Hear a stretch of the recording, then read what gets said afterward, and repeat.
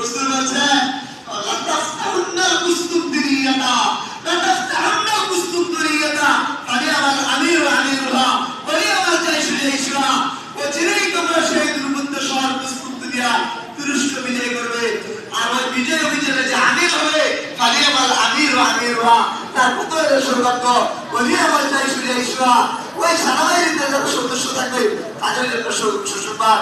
সাথে সাথে এক সাহাবী দাঁড়ায় গেল না, ওই সাহাবী রাসূলুল্লাহ সাল্লাল্লাহু আলাইহি ওয়াসাল্লাম মেজবান ছিল মদিনায়। আবু আইয়ুব আনসারী রাদিয়াল্লাহু আনহু দাঁড়ায় বলেন, হুজুর আমার জন্য একটু দোয়া করেন, আমি যেন কুস্তুনদিরিয়া বিজয়ের কাফেলার সদস্য হইতে পারি। রাসূল বলেন তোমার হায়াত তো দীর্ঘ হবে না, বলে হুজুর আপনি দোয়া করেন। রাসূল দোয়া করলেন। আবু আইয়ুব আনসারী রাদিয়াল্লাহু তাআলা আনহুর কবরের মাজার হচ্ছে কুস্তুনদিরিয়া এশিয়ার অংশ। তিনি সাহাবায়ে কেরামের আমলে অভিযান চালানো হয়েছে, বিজয় করতে পারে নাই। এশিয়ার অংশে ছিল, এই পাশে ছিল, তারা ওই পাশে যা বিজয় করতে পারে নাই। এখানে তিনি মারা গেছে, ওই জায়গায় তার মাজার, ওই জায়গায় তার কবর।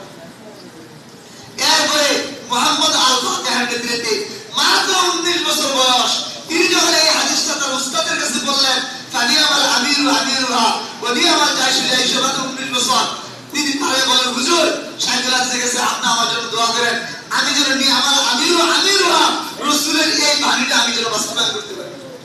কি বলছে, তুমি বলো? হ্যাঁ আমি পারবো ইনশাআল্লাহ।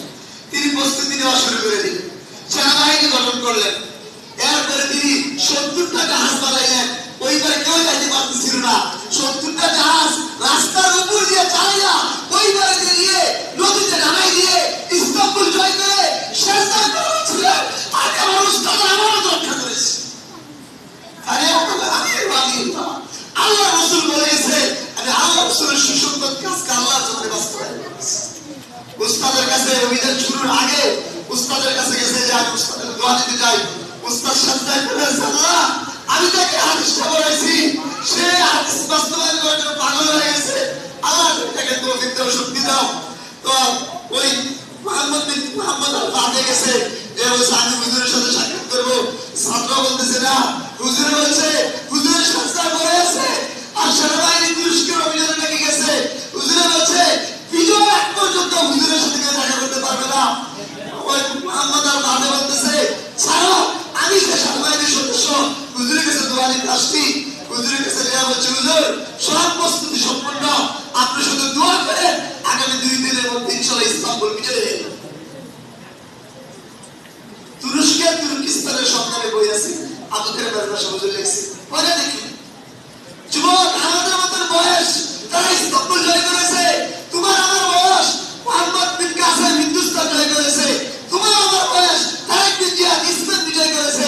তোমার আমার বয়স উসামা বিন যায়েদ সিরিয়া বিজয় করেছে।